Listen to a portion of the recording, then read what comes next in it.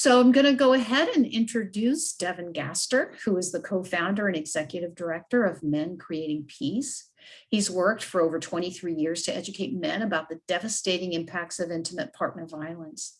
He's a longstanding member of the Alameda County Domestic Violence Collaborative and works closely with the courts, probation, and other community-based organizations focused on ending family violence.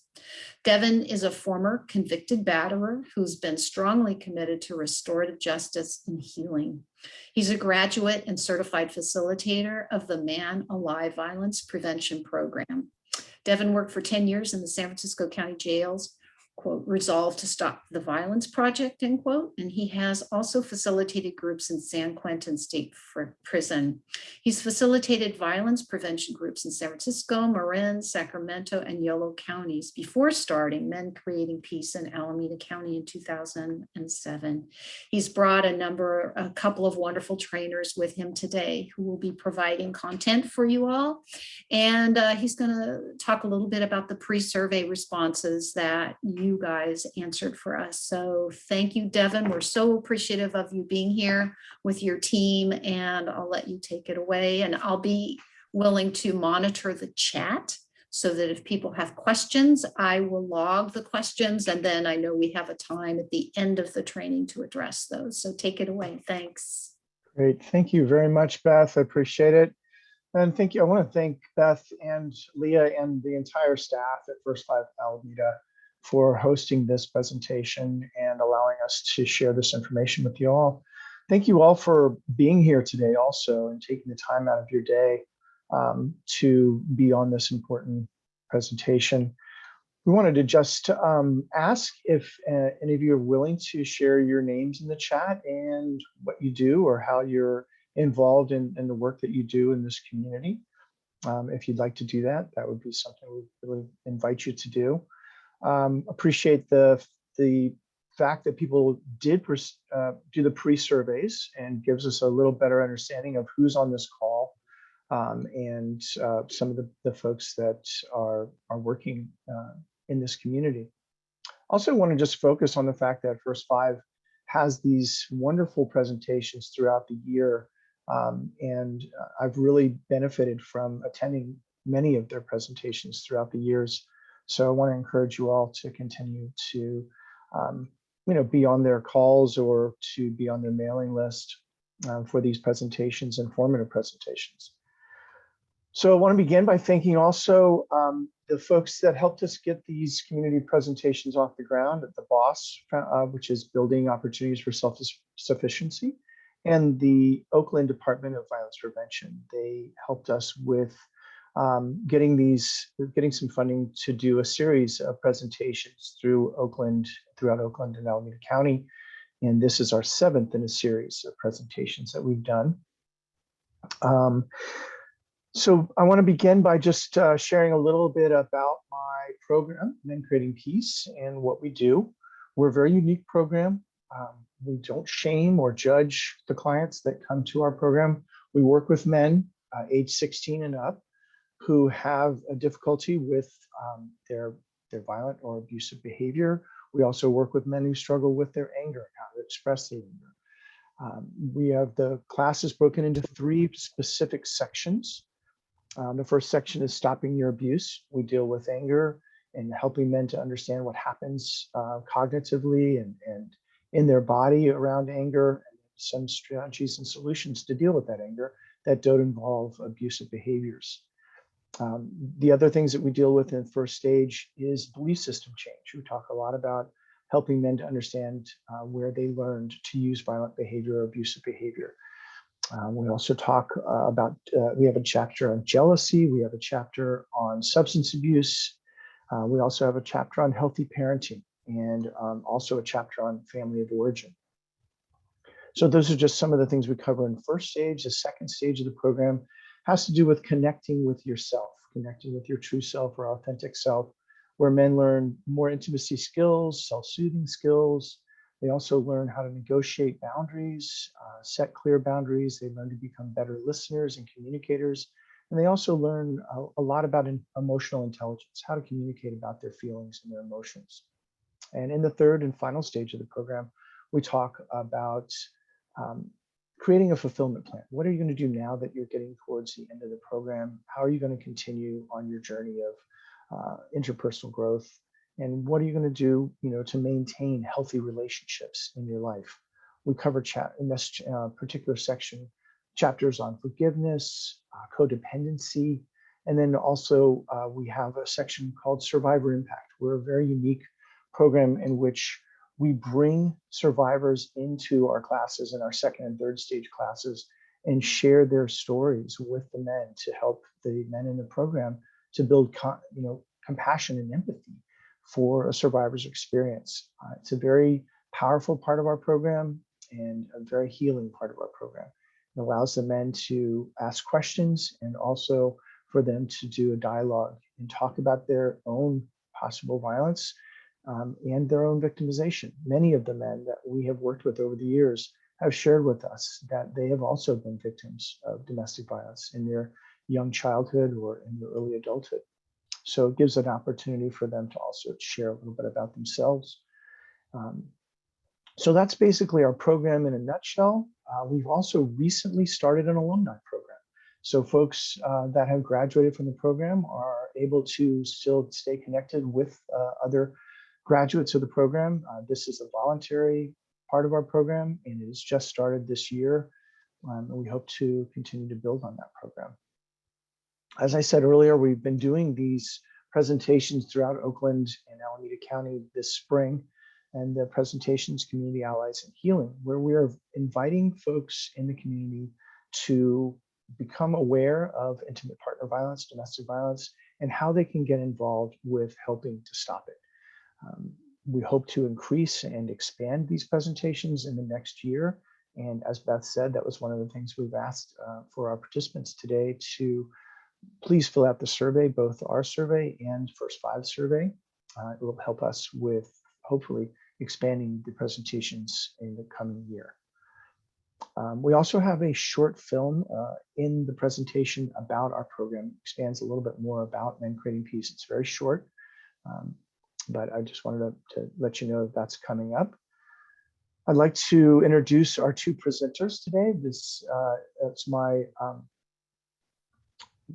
privilege to introduce Veronica Polero. Veronica is a close friend of mine. We have been working together for the last 15 years. She actually encouraged me in 2007 to begin Men Creating Peace in Oakland. I'll read her bio. Veronica Polero began working with trauma survivors 20 years ago as a victim advocate in Bay Area Rape Crisis Center. In 2005, Veronica was one of the first service providers at the Alameda County Family Justice Center. At the Alameda County Family Justice Center, she primarily worked with domestic violence survivors, providing family law services, in particular restraining orders, and coordinated services with the Oakland Police Department and the Alameda County District Attorney's Office. In subsequent years, Veronica has specialized in anti-human trafficking work and supported former foster care youth in Alameda County. Veronica has also conducted numerous trainings throughout the Bay Area, including the state certified training for sexual assault counselors. Veronica is also a survivor of childhood sexual abuse and domestic violence. Veronica has recently received her master's degree in counseling psychology and has completed her clinical hours with her goal of being a licensed therapist. Currently, Veronica is focusing on studying for her licensing exam and volunteering with Men Creating Peace and continuing to do her work as a community advocate. So Veronica is one of our presenters today, and thank you very much for helping and assisting us with this presentation, Veronica. I'd also like to introduce our second presenter, who is Edward Moore. I've known Eddie for 20 years. We worked together back in the days of violence prevention, worked in the San Francisco County Jail to resolve the Stop the Violence Project. And we have worked over the years together in numerous capacities before he came to work with Men Creating Peace. I'll read his bio. Edward Moore is a certified life coach, motivational speaker, and author. Mr. Moore has over 20 years of experience working as a batterer's intervention facilitator, working with both batterers and survivors of intimate partner violence. He initially started his work in 2001 with the San Francisco Sheriff's Department's Resolve to Stop the Violence Project as the case manager and violence prevention facilitator. He then expanded his experience and skill set while working at a safe place, a women's shelter here in Oakland, as a shelter advocate and community educator. Mr. Moore has recently left his position with the Oakland Violence Prevention Program in the City of Oakland as a life coach, working with young men in extreme high risk of violence. For the past 2 decades, Mr. Moore has dedicated his life to help individuals identify and eliminate destructive attitudes and patterns of thinking that impede personal and professional success.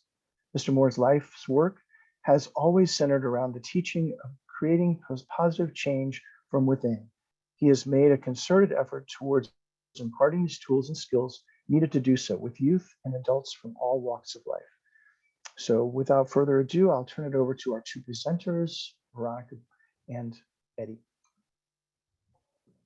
And again, this first slide is going to be about the program. It's a very short video. And then Veronica and Eddie will take over. We started Men Creating Peace. We wanted a different type of program. There's a unique style that we have about bringing the person's awareness up, the behavior, and the impact of their behavior. We have a nurturing and compassionate way of working with the men, but we also have a way of holding the men accountable and using the class to hold the men accountable. So the peers are holding each other accountable. In the time that I've worked with Men Creating Peace, it is a safe space for the men to talk about the abuse they've perpetrated. They're held accountable without judgment. And that is one of the reasons why this program is so important, because you can hold someone accountable without finger pointing or shaming them or guilt tripping them into getting the help they need. Guys are like, yeah, you're holding me accountable, but I sense that you're holding me accountable from a place of genuinely caring about me versus just being another hammer that's been in my life. And so to have a compassionate piece to the program lends to guys being more receptive to the information. How do you work with me in a truly transformative way where you embrace all that I am? This is a Batterer's intervention program teaching people who harm how not to harm, making a difference and changing our thoughts, words, and behaviors. On the first evening, we ask the men to tell their story, and then we share with them in a very nurturing setting what they could use that first night to make some changes in their life. If you are offering support to someone, avoid judging them, because when you avoid judging, it really allows them space to ask for the support that they need. The Men Creating Peace program is a year-long program, and it starts early on with addressing the behavior, the abusive behavior. We talk about the different forms of abuse, and then we also talk about strategies and solutions to change that abuse. What can the man do to change his behavior? What are ways that we can learn as men to nurture ourselves and to de-stress? A lot of abusive behaviors happens because of stress, because of the stress that society puts on us, because of the stress that I put on myself, because of the stress I have in my families and working and trying to provide. It's very difficult for a man to talk about or be vulnerable about some of the things that he's struggling with or he's dealing with that are causing him stress. And one of the things that Men Creating Peace allows is men to talk about it in a forum where other men can give influence and give impact and talk about their strategies and solutions that are working for them and invite them to explore other options to deal with their stress. You will never change your behavior unless you change what you believe, because our beliefs govern our behavior. And so there are so many beliefs that need to be addressed around superiority, patriarchy, racism, all of these different things that is very important for people to hear. You'll want to work on both sides of the fence with both the people that cause harm as well as the survivors. It is just as imperative on both ends in the trenches to help people to understand this isn't the way we're supposed to be. We have words that we can express our emotions with instead of our hands. We can become better people with education and with knowledge and with practice. Many of them have never had a relationship with themselves. It's always been like an image or what they thought that society wanted them to be, and how to take that image away and put that aside and really get to know their true self, their authentic self. The curriculum that Men Creating Peace actually presents, it works. It's making an impact. It's making a change. It's not just an anger management class. Living a nonviolent life. And when we talk about not being violent, we're not just talking about physical violence, but we're talking about every form of violence. The work that they do is very client-centered and focused around solutions so they can be better participants in their community. With Men Creating Pieces, we've created an environment, we've created a space where men can come and tell their stories and not feel shamed and not feel judged and not feel criticized. And there's forgiveness and there's support and there's camaraderie, and there's empathy and compassion that we create in these classrooms. And then they're able to take what they're learning from the class back to their families or back to their workplaces or back to their communities.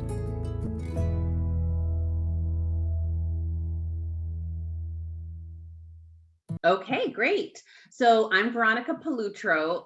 I don't think Devin's used to my new last name. I'm recently married, so got married during the pandemic, which is fun.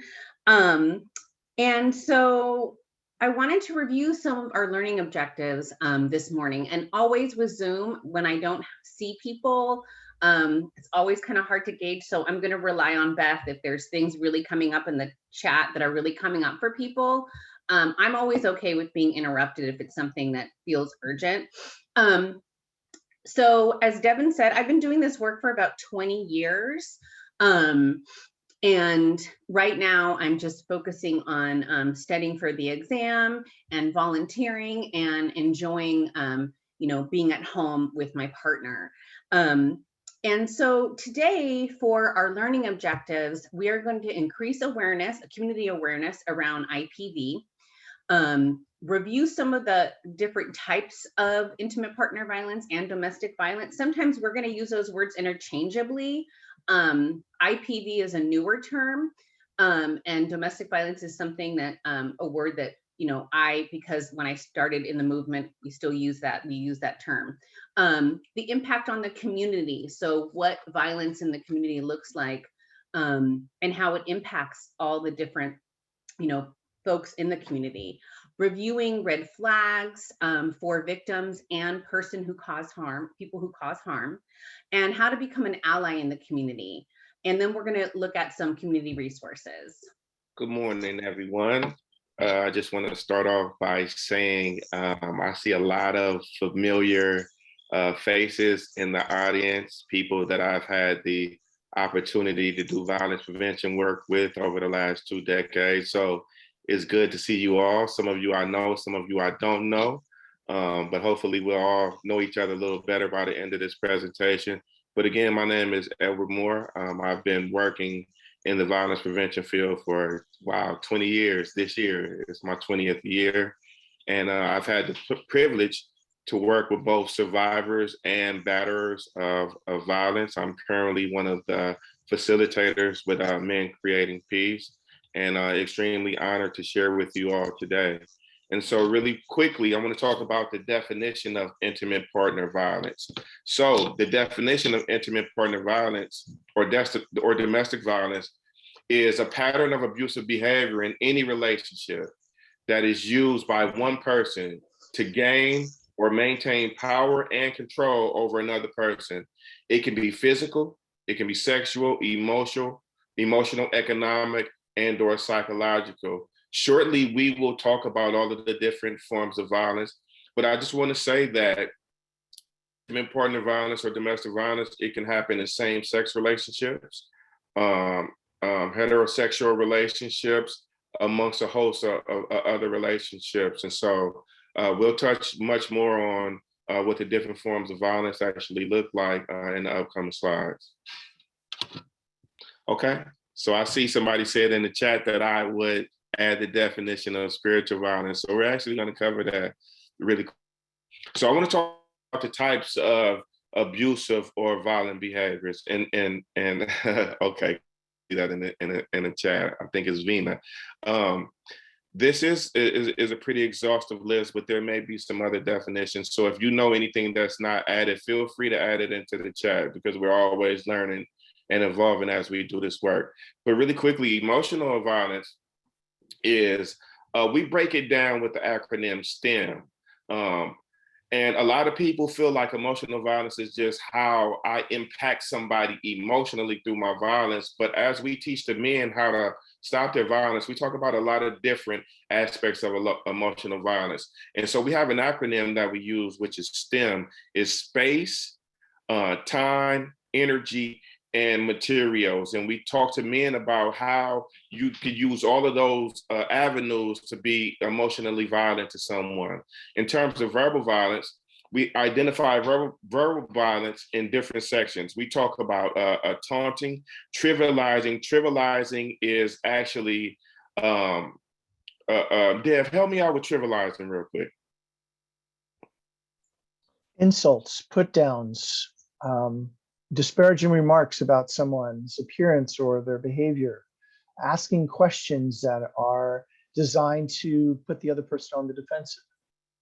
Absolutely. We talk a lot about how another form of verbal violence is thingifying, which is actually objectifying somebody, calling them the B word, calling them the H word, calling them anything other than themselves. And one of the things that we have men identify with is that once I begin to look at my partner as an object, it's a lot easier to do violence towards an object than it is a person.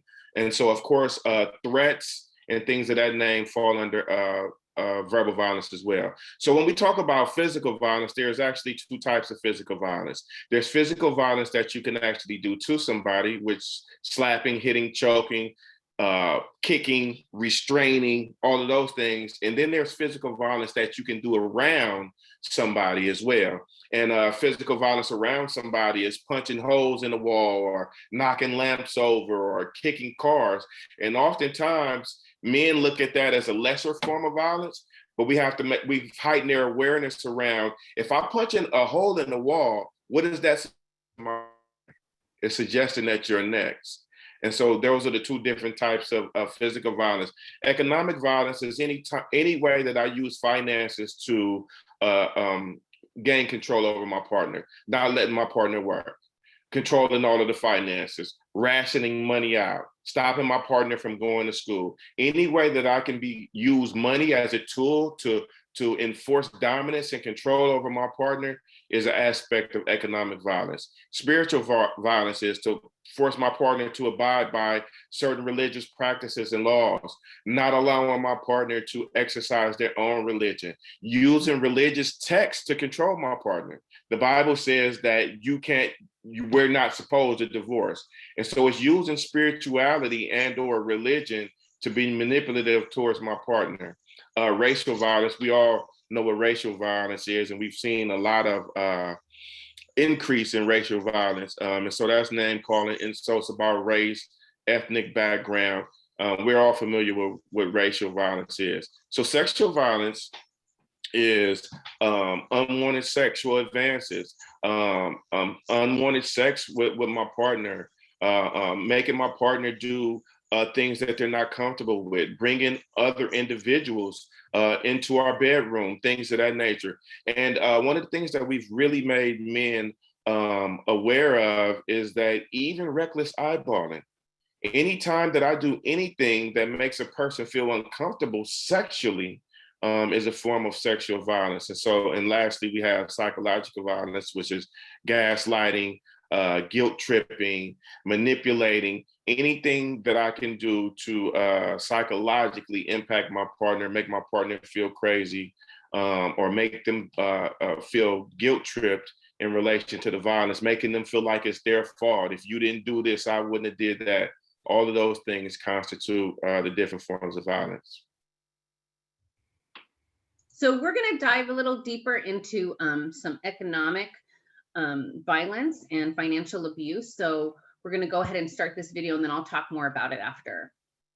I first met my ex-husband on a blind date. We had been dating about almost 2 years. We had a stable relationship. The abuse was more verbal, and then it became physical, and then it became financial abuse.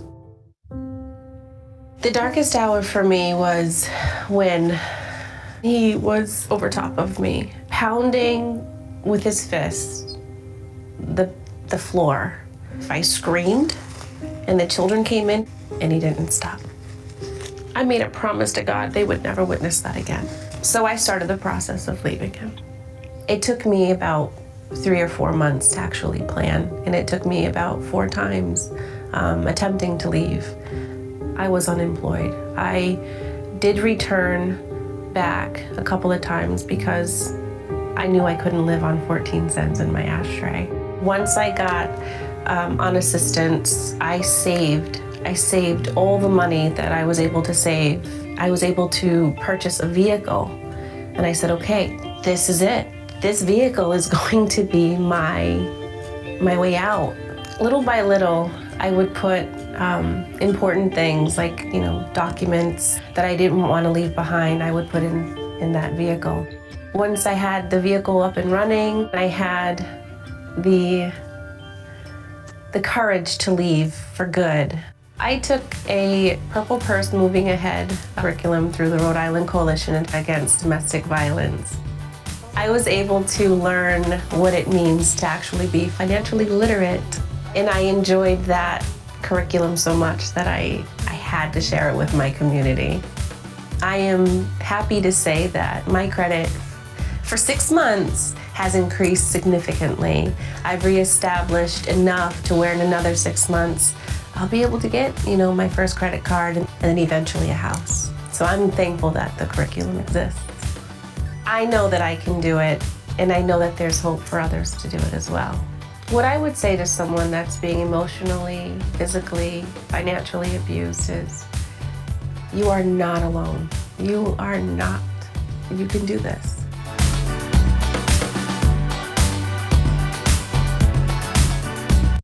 Okay, so I want to expand a little bit on some of the financial and economic abuse that is really insidious and incredibly long-lasting for survivors.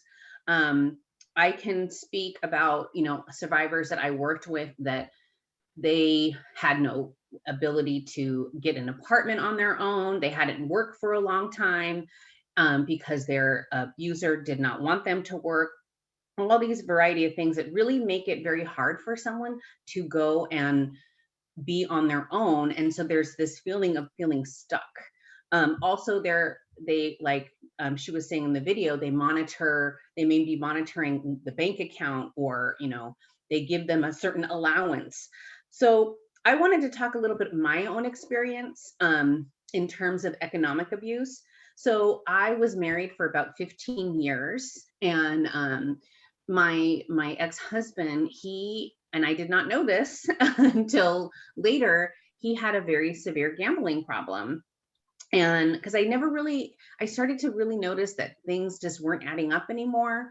He also was unfaithful to me, and I ended up leaving him because of that. I didn't know the extent of the financial issues that he had put me in until I actually left. And he really impacted my credit. He impacted my ability to, save money, because I felt like there was always some kind of need he had, like, oh, I have to get this fixed or that fixed. And it wasn't making sense to me. And it wasn't until I left and I realized that he really had spent like over $25,000 in just a few years.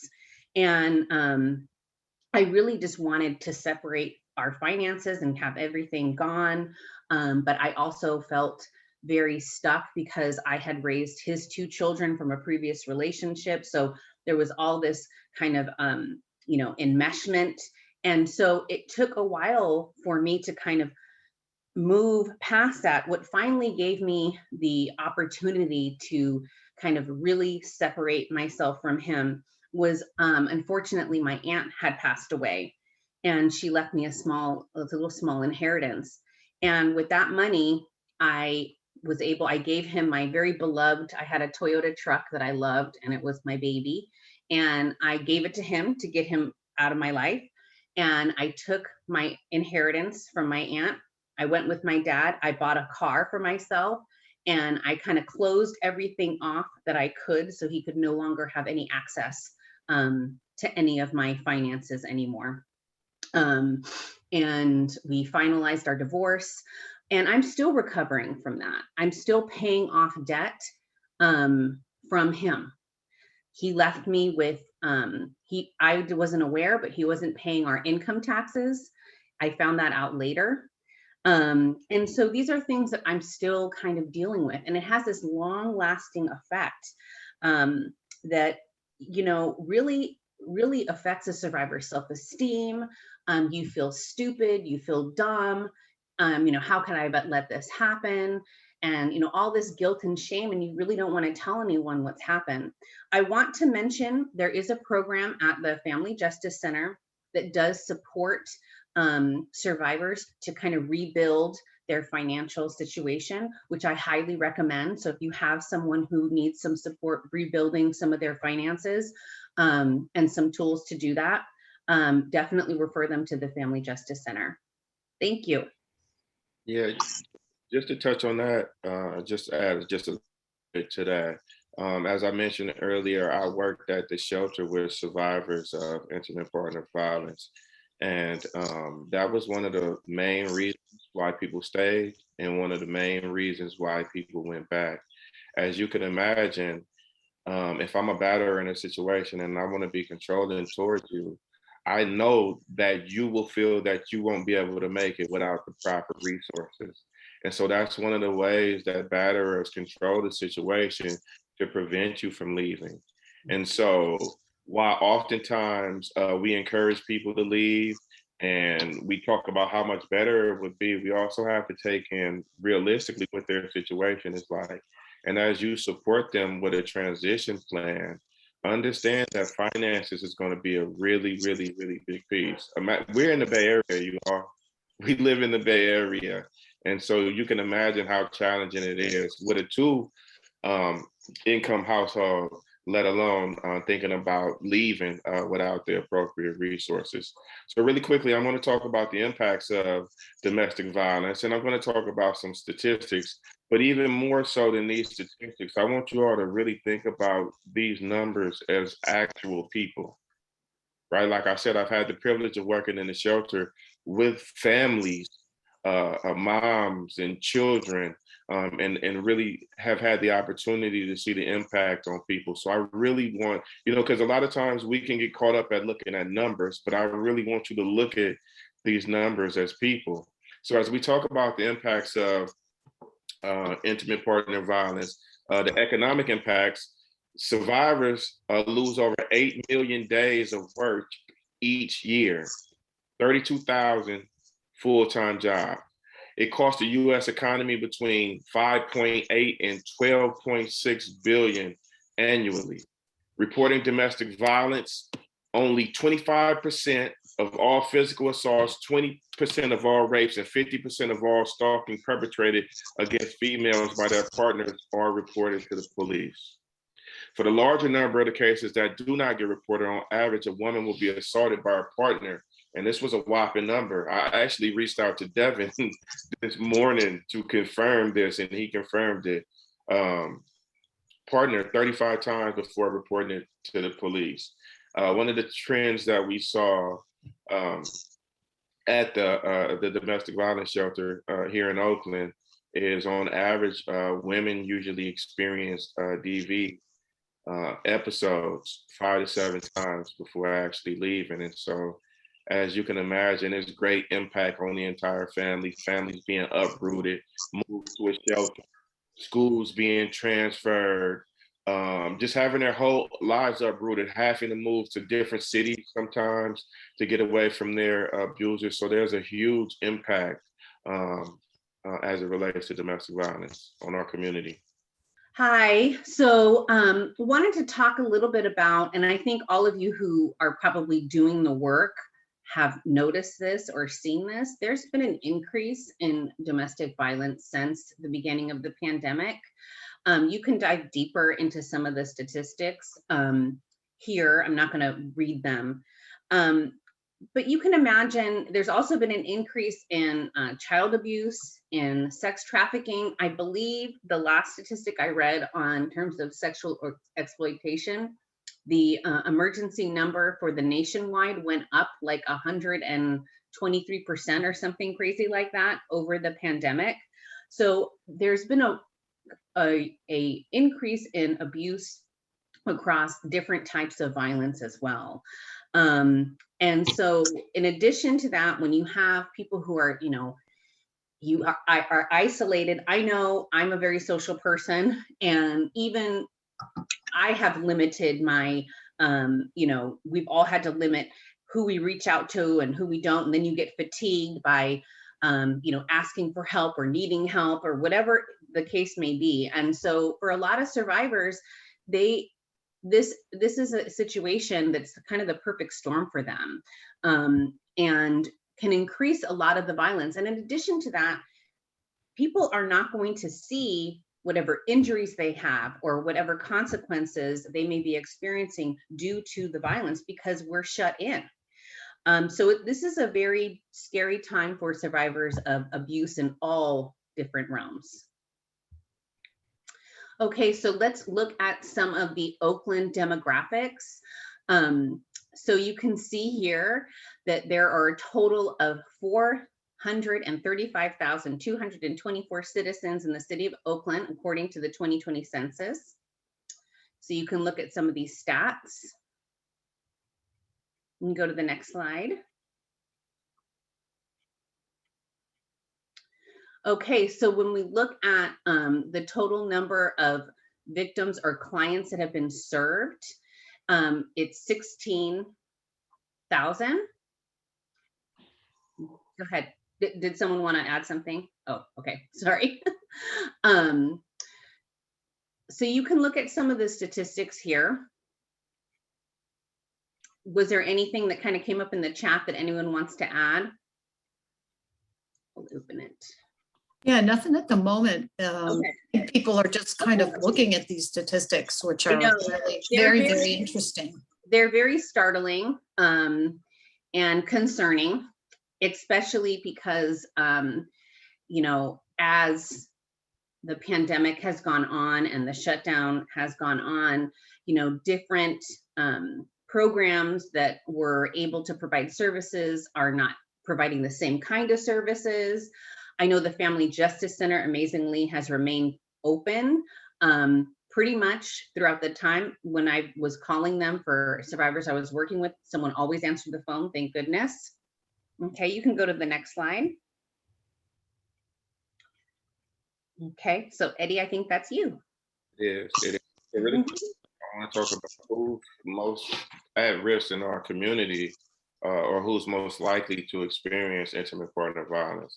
It's adult females between the ages of 18 and 54 years. Now, this is according to statistics. Of course, there are people that are impacted outside of these age ranges, but predominantly, this is the age range of individuals or women that are affected by intimate partner.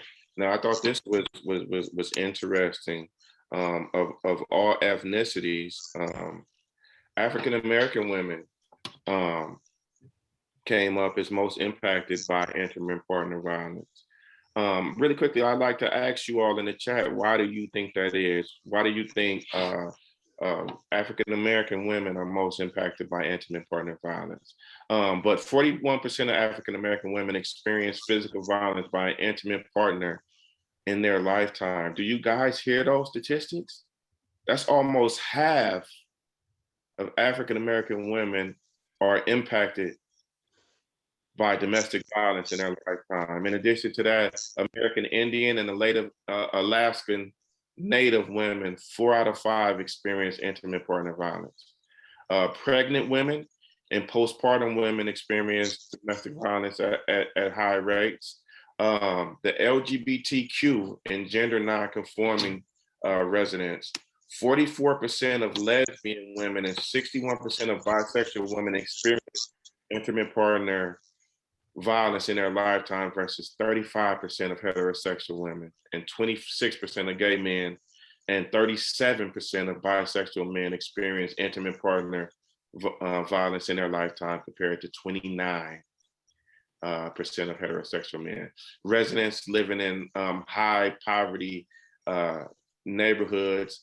And I've seen that a lot. My most recent job, I worked as a life coach with the City of Oakland, the Department of Violence Prevention, and we worked with a lot of young men at the epicenter of violence. And we saw a lot of domestic violence. You know, folks in impoverished areas, you know, with little hope, a lot high frustration, poor communication skills. We saw a lot of domestic violence and just violence in general in those areas. And then we talk about youth and young adults. One of the things I want to say about that, one of the capacities that I've also worked in is as the teen coordinator for a Safe Place domestic violence program. I think teen dating violence is hugely unreported. Teen dating violence is hugely unreported. And one of the things that we've begun to see is not only the boys being perpetrators of the violence, but the girls being perpetrators as well, girls initiating it. I've had a lot of young ladies that I've talked to over the years that said, well, we're tired of this happening to us. So before it happens to us, we do it to them. And we're not taking that. And so we've seen a huge increases in that as well. Next slide, please. So I wanted, before we move fully onto this slide, I wanted to mention a few things in terms of the previous slide. So in California, we do have sanctuary cities, and I know sometimes some folks struggle with this. And really, when I worked at the Family Violence Law Center, I would have a lot of survivors from immigrant communities that were maybe undocumented. And the purpose really for sanctuary cities is to protect survivors of violence so they can come forward and not be afraid that they're going to be deported. And many of these survivors would come and were very afraid to mention what their status was, and really letting them know that it was okay, because abusers will often use their status as a way to kind of control them and keep them from getting help. In addition to that, I just want to mention language. It's really important to find resources for survivors in their language. Oakland is very diverse. There's a lot of different languages there. And the other thing I want to mention is it's really important not to assume that a survivor wants services from their community. And I say this because I worked a lot with the Ethiopian community folks who spoke Tigrinya or Amharic, and they in a lot of situations, they did not want any services from anyone who was associated from that community because the community was very tight knit. So it's important to kind of not assume that, okay, because they're this, you know, ethnicity, they're going to want services from that particular, you know, resource. So I think it's important to kind of explore that. And it was surprising to me when I was working at the Family Violence Law Center. Okay, so on to this slide. So in Alameda County and in Contra Costa County, there is a death review team. And so they review all the different kinds of domestic violence incidences that resulted in death. So in between 2006 and 2016, there were 124 deaths. That means about 11 deaths per year. So the victims broke down, as you can see, majority females, 28 males, 26 of the perpetrators were killed or committed suicide. That's an interesting statistic. And the average range of the victim was 40 years. So did anything come up in the chat that we want to address before we move on to the next one? Okay, look. So I see someone says sometimes folks want someone outside to not have community because the community is so small and they don't feel safe. Yeah, exactly. It's always important to ask and not assume. Perfect, thank you. Okay, next slide. Okay, So let's talk about some red flags for survivors. So physical signs: bumps, bruises, burn marks, black eyes, unexplained injuries. So when this is a very kind of challenging thing, because I think a lot of times people do not always feel comfortable asking, like, hey, you know, I notice you have a bruise on your arm that looks like a handprint or whatever, and this actually is something I thought was interesting that happened to me last week. So it was my birthday last week. And so a birthday gift to myself was I got injections to make myself look younger, because I'm 47 now. So, and as a result of that, I had bruises on my cheek. And, I would be honest with you, I was kind of shocked. No one asked why I had bruises on my cheeks. And so I kind of felt obliged to be like, hey, just so no one thought my partner was doing something to me, to mention. But a lot of people do not ask. When you go to the doctor, especially if you have Kaiser, they're supposed to screen for that. So if you are a Kaiser member or you're affiliated with Kaiser and your provider doesn't ask, remind them they're supposed to, because they are. And it's really important. And I was surprised no one asked, hey, why do you have a bruise on your face? You can go to the next slide.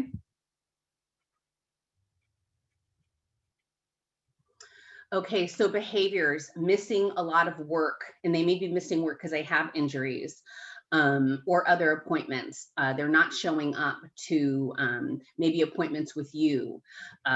And this is also really difficult because most of our appointments are happening over the internet now, right? And so they may not be able to have access to a phone or the internet unless they're at home. So that could be an additional challenge. So if you notice someone has a partner, this is one of the reasons why, if you are a provider and you always want to meet with each person separately, because someone may not be able to say what they need to say in front of the other person. So if you're screening for, let's say, whatever services you're providing, talk to each person individually if possible. Or if you start to notice, your gut is telling you something doesn't feel right, like if they're always looking to their partner for reassurance, there may be something you want to touch on a little more. And I would be, kind of stealth about doing that, because if you are a little too obvious about it, the abuser may punish that person later. Well, they wanted to talk to you. So what did you do? What did you say? And so it can become something like that. So being stealth on your part. Increased isolation. So, I think we've all experienced increased isolation right now. So I think that's a hard one to kind of piece together now. But it is something that, they will say things like, an offender might say something like, well, I don't like that person. I don't want you to hang out with that person. And pretty soon they say that about every person in that person's life. And then that person has no one, right? So they're rarely in public without their abusive partner. Increase in substance use and addiction, and depression and anxiety. Okay, and what those look like. So just kind of being aware and looking for different signs of things that may not feel right. And I really encourage everyone, trust your gut and trust your intuition. You can go to the next slide.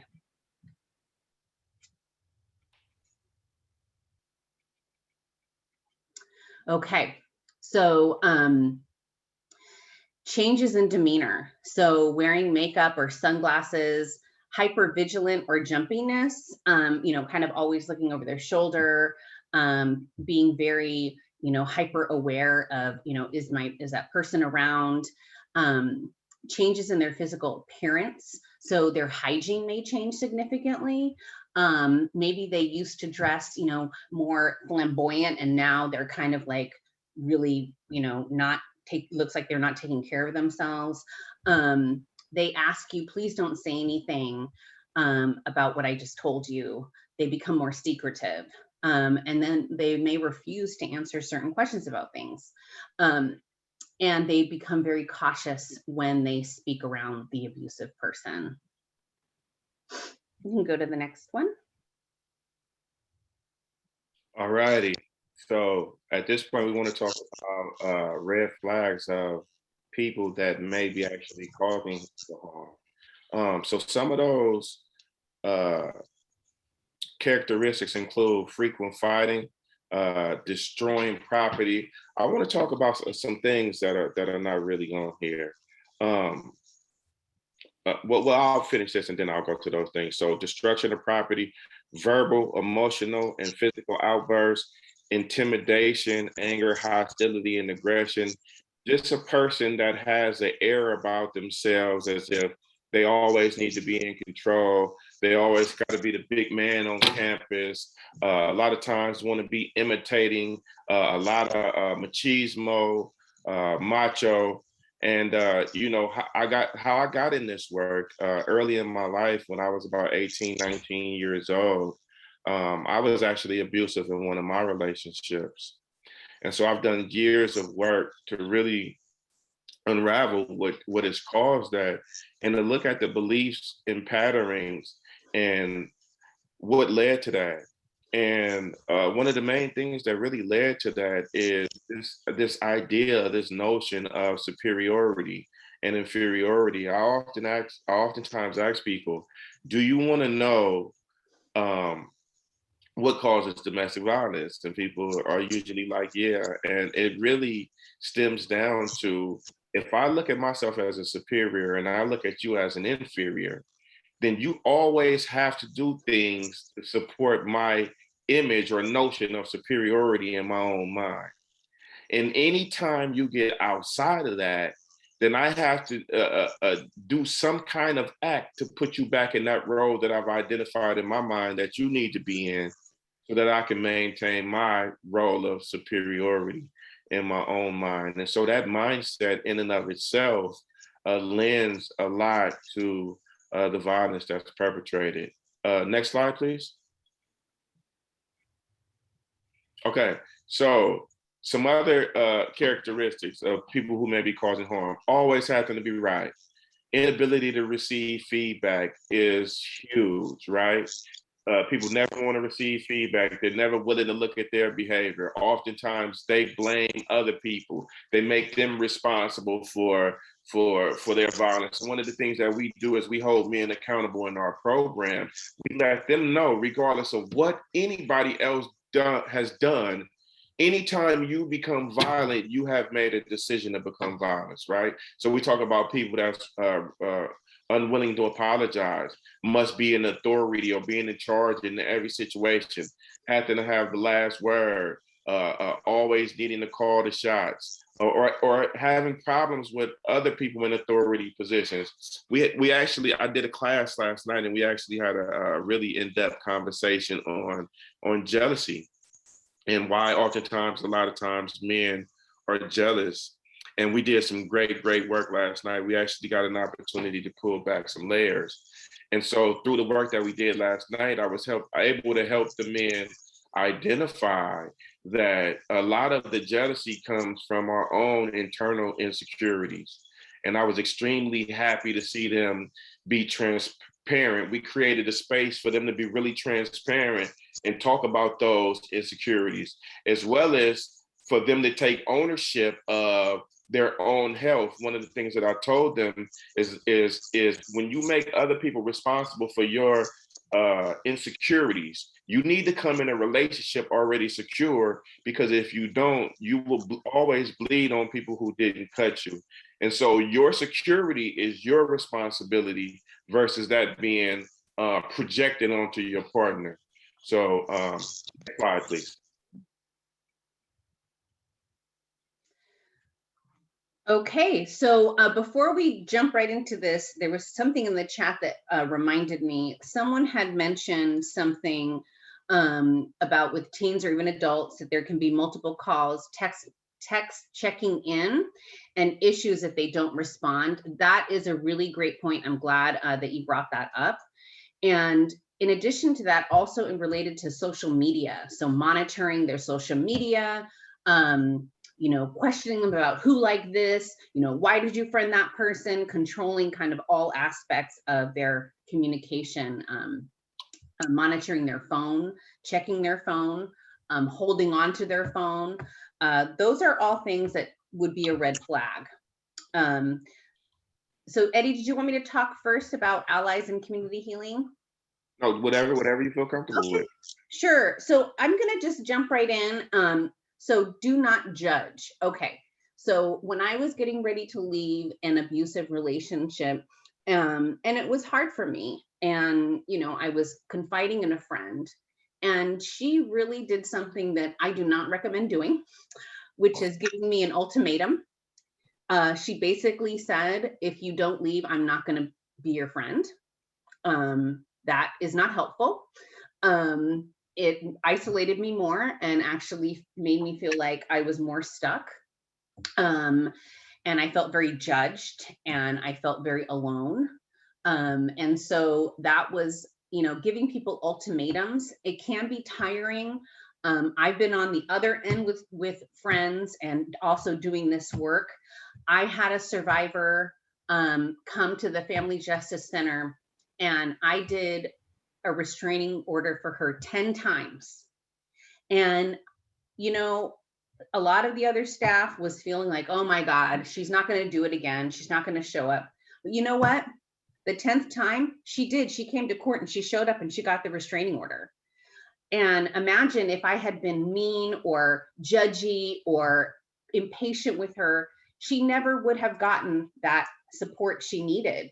And so it's really about creating space and saying, okay, they may have to try it out this many times in order to kind of get it right for themselves. And that's what this person did. And she did follow through. It did take her 10 times, but you know what?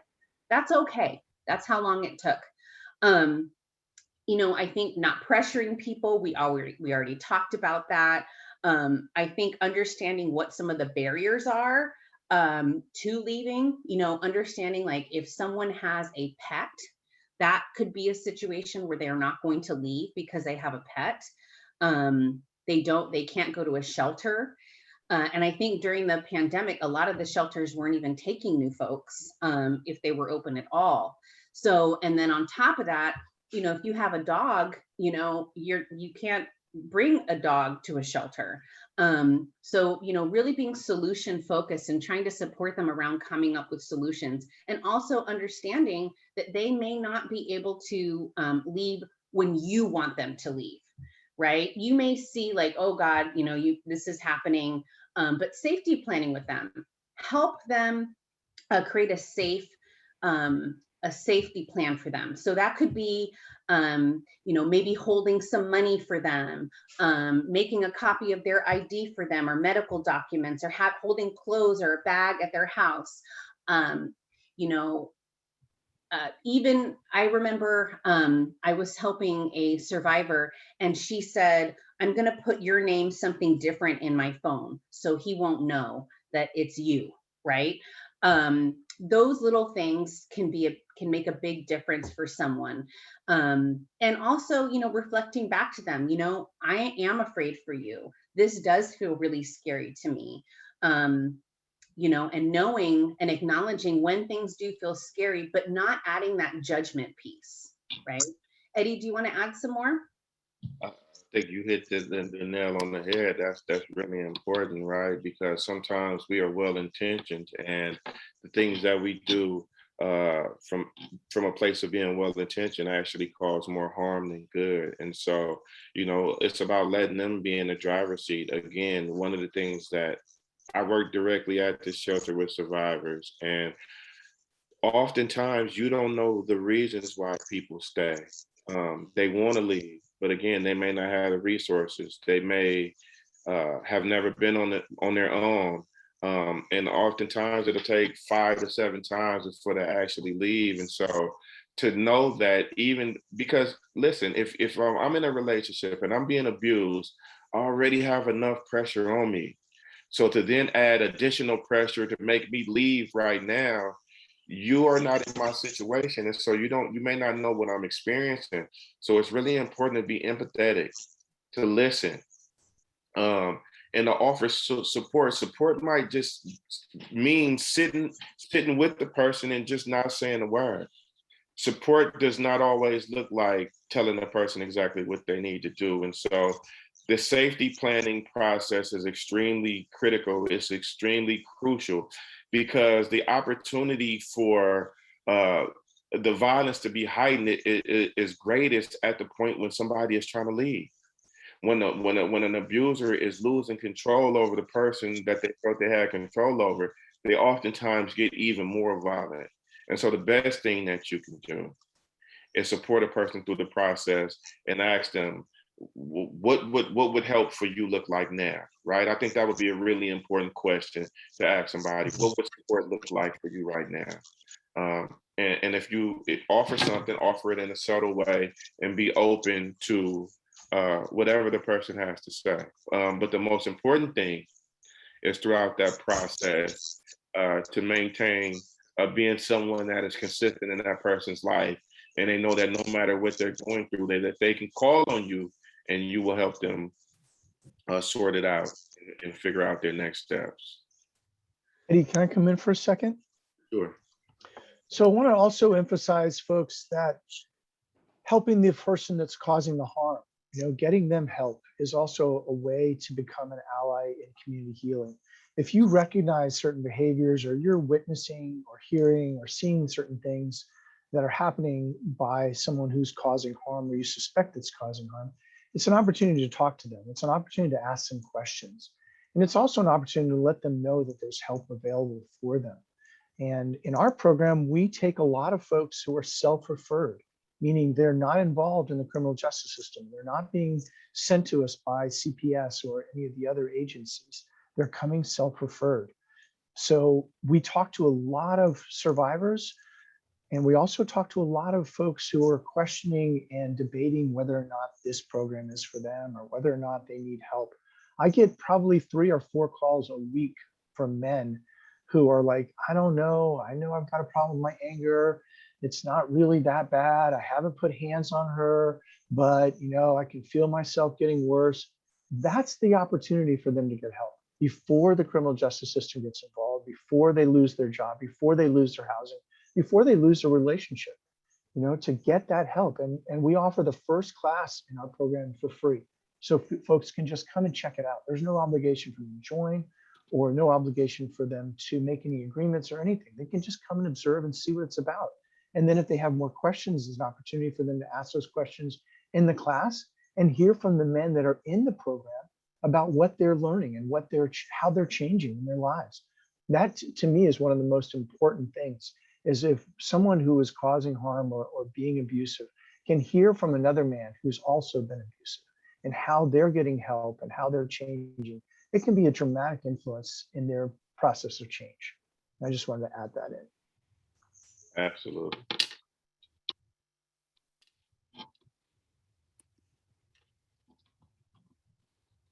All right, next slide.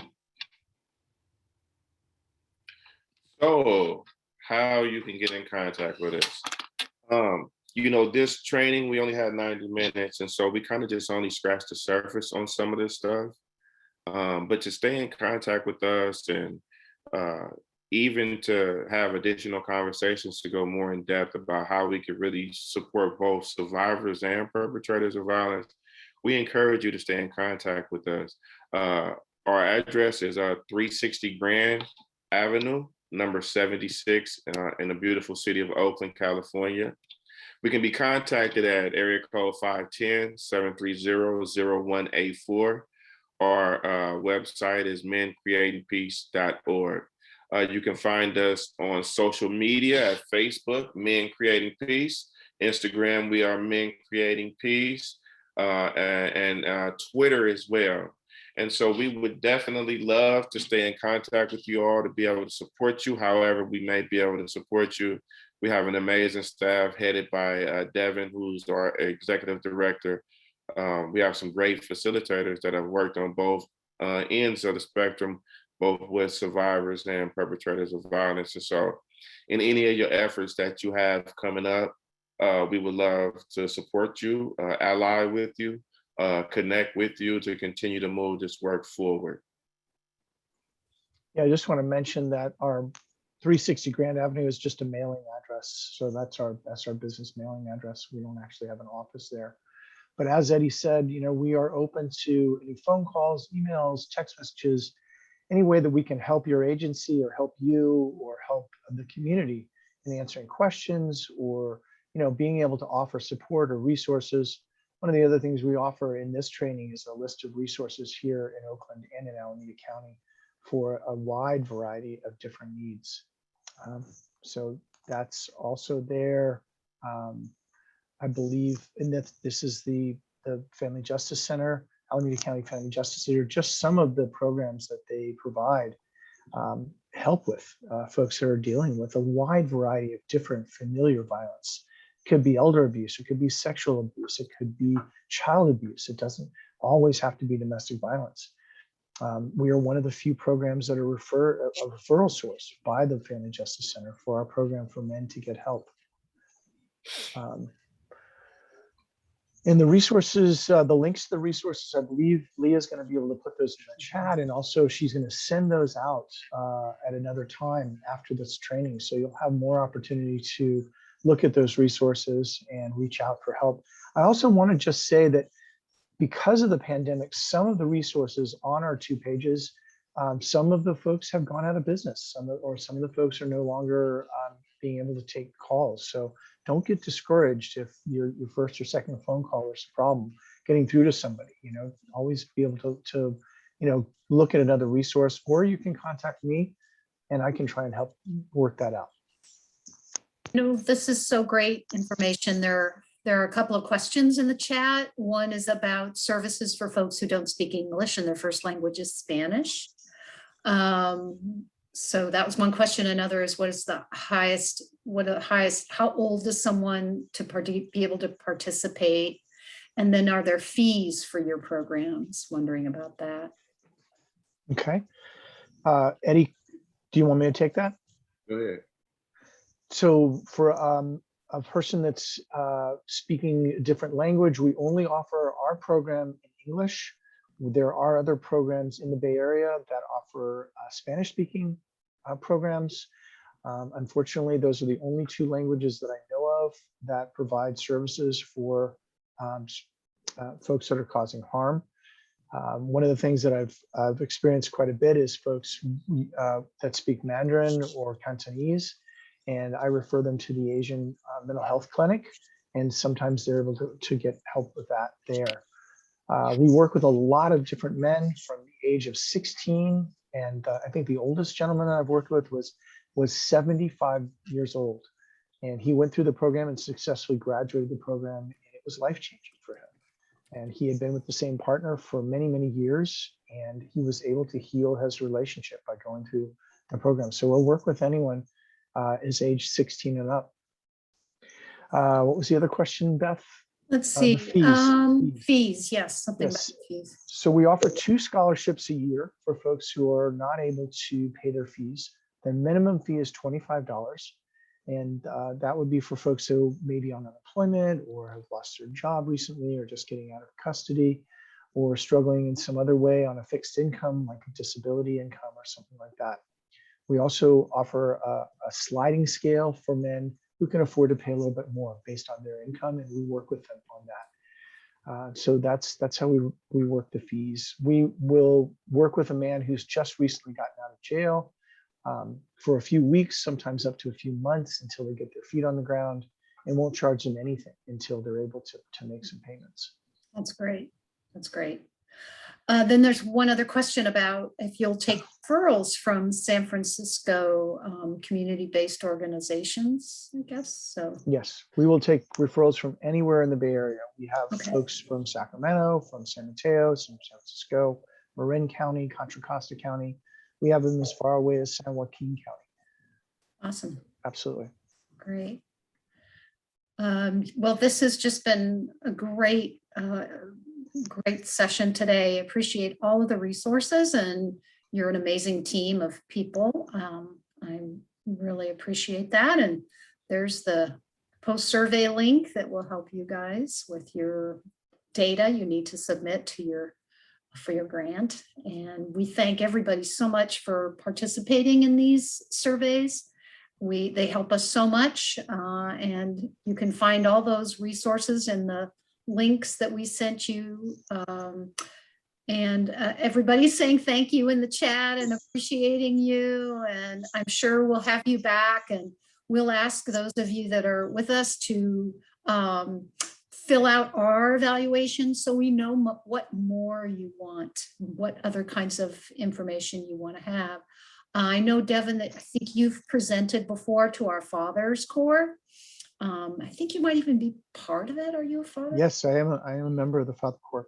Absolutely. Yeah. So that's pretty awesome. And I would imagine you're also available to come and talk to other organizations, you guys, provide some presentations there. So that's also wonderful. So we will be sending everyone the link to our evaluation and again to these resources. And we want to thank, gosh, Devin, Veronica, and Edward, thank you so much for being here today. We appreciate all of you for attending. I'm looking to see if there's any other questions that people have in last minute. And people are appreciative of people sharing their personal stories and experience.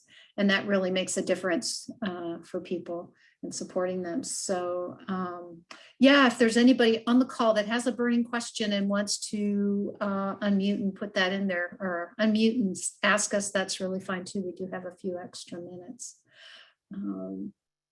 I just want to say good morning, everyone. Good morning, Darren. Eddie, nice seeing you, brother. Good job. I was just chatting you. How you doing, my brother? Good to see you as well. I'm good, man. I'm good. Great information. This is needed in the community of men. And I'm glad that you guys are providing the service. Keep up the good work. Thank you. Yeah, we were actually asked by someone in our office about doing a training on domestic violence, and we felt very strongly that I think it's said in the video, or I think maybe Eddie, you said it in the video about men not needing another hammer. And when they're trying to deal with themselves and their behaviors and wanting to shift it, but not knowing how. And you don't need somebody coming in with another hammer telling you how bad you are or what this awful thing you did or whatever. So we're so appreciative of you guys being out there so that we have an option for some kind of a training and thought process that's not a hammer, but really is a way of understanding and trying to help people communicate and be better together. So yeah, and you're welcome, Rupert. I see you're here from Contra Costa County, I think, if I'm correct, or from West County. So we're glad you're here so much with your fatherhood program. And I'm sure you can reach out to Devin. And if you want them to come and speak or be part of your group, Edward and Veronica, I'm sure would be happy to do that. So yeah, so there's your website and your email address. That's so awesome. We appreciate it very much. So thank you everyone for being here. Thank you for all the work you do. I know from looking at the pre-survey, all the different kinds of jobs and people that you serve, and we're just impressed. I'm always impressed with the work that you do and how lucky I feel to be able to interface with you guys and be able to provide some level of support or training.